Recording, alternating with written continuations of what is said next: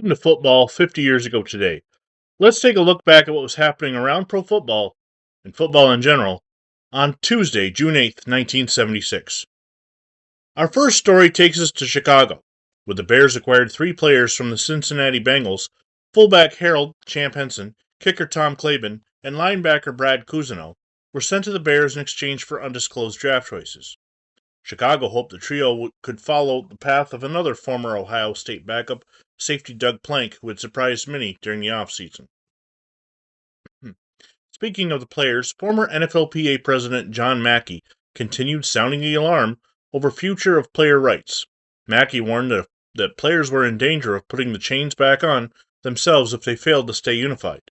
He noted declining participation in the Players Association and expressed concern that gains won through the courts could eventually be lost.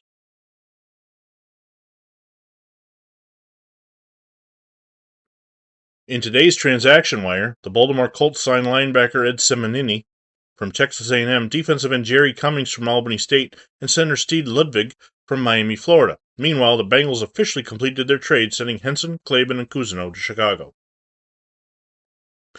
Labor relations remained a major topic as the NFL Players Association convention continued in Las Vegas.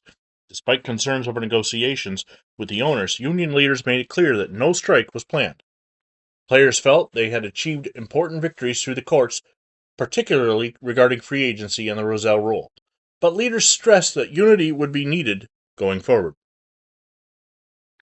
Another major legal battle was taking place in Washington. Bengals general manager Paul Brown testified in the ongoing NFL draft lawsuit, arguing that eliminating the college draft could create competitive imbalance similarly to what occurred in the old American Football Conference.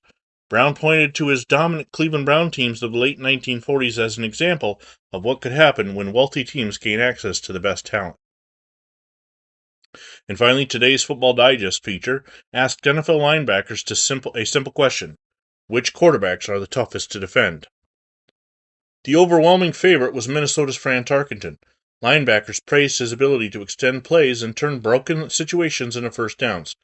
Terry Bradshaw and Roger Staubach were close behind, while Ken Anderson, Ken Stabler, Jim Hart, Bob Greasy, Dan Pastorini, Burt Jones, Joe Namath, and Archie Manning also earned respect from defenders around the league.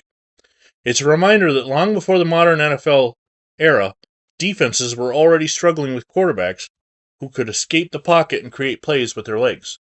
And that's what was happening on June 8th, 1976, football 50 years ago today.